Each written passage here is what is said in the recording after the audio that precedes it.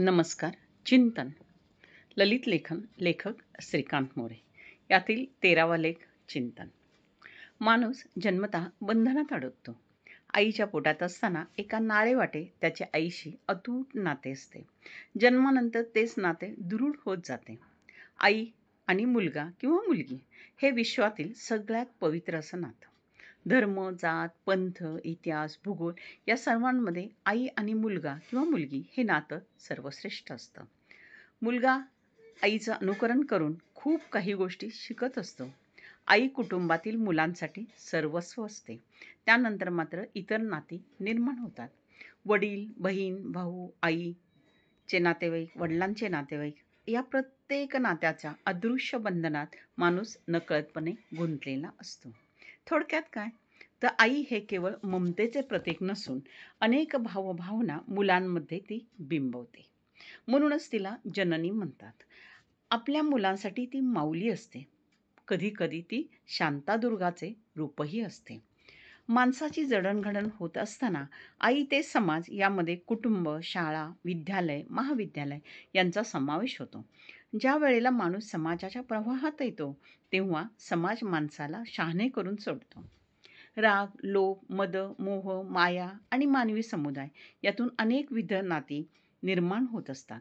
व्यावसायिक नाते, सांस्कृतिक नाते, भौगोलिक नाते, जाती, वर्ण, भेद यांची नाती आणि माणूस जो स्वतःचे कुटुंब, त्याचा चरितार्थ सांभाळण्यासाठी उपक्रम करतो, त्यातूनही अनेक गोष्टी तो शिकत असतो. समाज जीवनाच्या प्रवाहात प्रत्येक क्षणाला, तासाला, दिवसाला, मासाला, अगदी ऋतुचक्राला नवे नवे अनुभव येत असतात. हे अनुभव काही सुखाचे असतात, तर काही अनुभव दुःखाचे. काही अनुभव सुख-दुःख संमिश्र असतात. काही अनुभव मोह, माया याला बळी पडणारे असतात. यातून होणाऱ्या चुका याचे अनुभव असतात. अनुभव हा माणसाच्या जीवनाचा खजिना असतो. झालेल्या चुकांचे चिंतन, मनन करणे यातून माणूस स्वतःला घडवत असतो आणि शहाणासुद्धा होत असतो. समाजातून मिळणारे अनुभव हे पदोपदी स्वार्थपणा जपणे, बळी तो कानपिळी, चंगळवाद यातून दिसत असलेली समाजव्यवस्था यामधून माणूस कधी-कधी घडतो तर कधी-कधी बिघडतोही. चिंतन आपल्याला उपयोगी असते. आपण बिघडत चाललो हेही चिंतन आपल्याला समजावून सांगते. समाज हे एक अजब रसायन असते. सत्ता, संपत्ती, प्रेम यातून अनेक वादविवाद निर्माण होतात.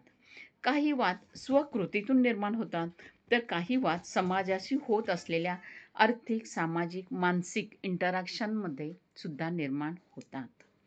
चिंतन ही अशी एक मानवाला मिळालेली देणगी आहे, ज्याचा योग्य वापर केला तर प्रत्येक व्यक्ती ही देव होऊ शकते.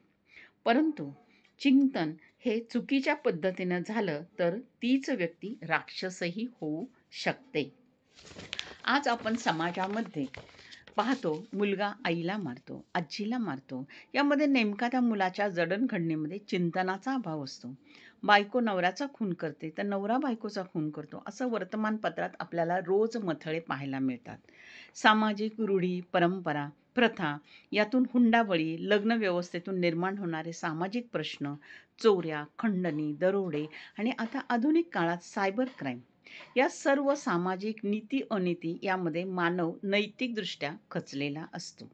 त्यासाठी चिंतनाची आवश्यकता आहे.